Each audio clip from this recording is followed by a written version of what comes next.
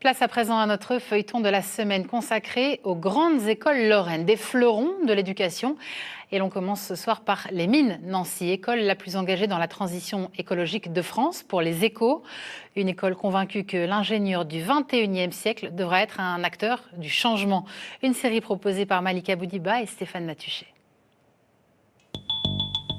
Innovation, excellence, robotique, ce sont les mots que spontanément on associe à Mines Nancy.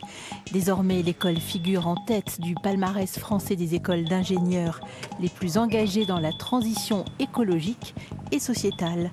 Un exemple, le nouveau master Green Nano. Green Nano, c'est en fait le résultat de la volonté de l'Europe à la fois d'être plus verte et d'être plus souveraine. Ça va vouloir dire refaire une industrie dans le domaine des nanosciences. Les nanosciences, c'est absolument crucial dans tout ce qui est intelligence artificielle, c'est ce qui est à la base de ça.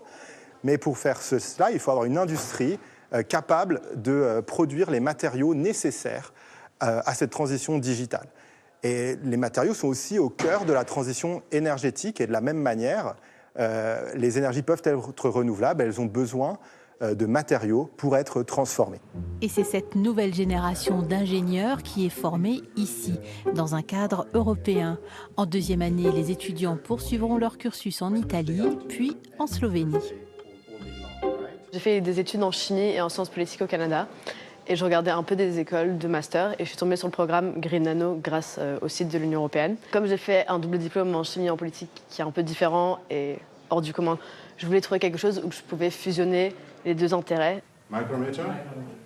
On voit des générations qui sont extrêmement mobilisées quand elles arrivent. Elles sont demandeuses, elles ne cherchent plus à faire forcément les mêmes carrières qu'avant. Et je pense que, outre le fait que je me dois, au vu de leurs responsabilités futures, de leur donner un bagage, mais je dois également leur donner les moyens de concrétiser leurs ambitions.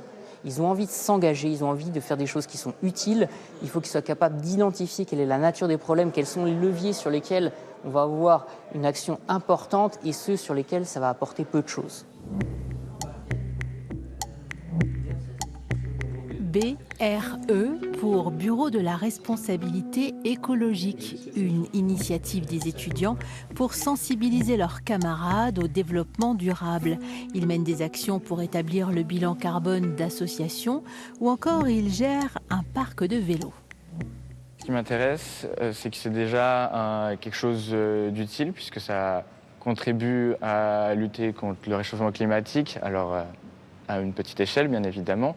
Et ça permet aussi d'avoir une action concrète sur la vie de mes camarades étudiants, en leur apportant un vélo bien sûr, mais en leur apportant des fruits et légumes, en leur faisant découvrir justement de nouvelles choses, des nouveaux plats, et leur permettre de manger plus sainement dans ce cas particulier par exemple. Il y a même un projet biodiversité au sein de l'école. On sensibilise autour de la biodiversité les étudiants. On recense la biodiversité sur cette cour qui s'appelle la cour des érables et on cherche à trouver une méthode qui est applicable aux autres campus pour recenser les espèces. Moi, j'ai plutôt travaillé sur la création d'une carte interactive où chaque espèce recensée était représentée, notamment végétale et animale.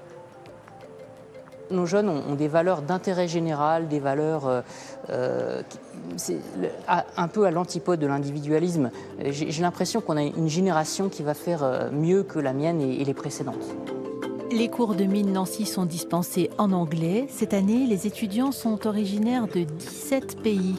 Tous trouveront leur premier job en moins de 15 jours après la fin de leurs études.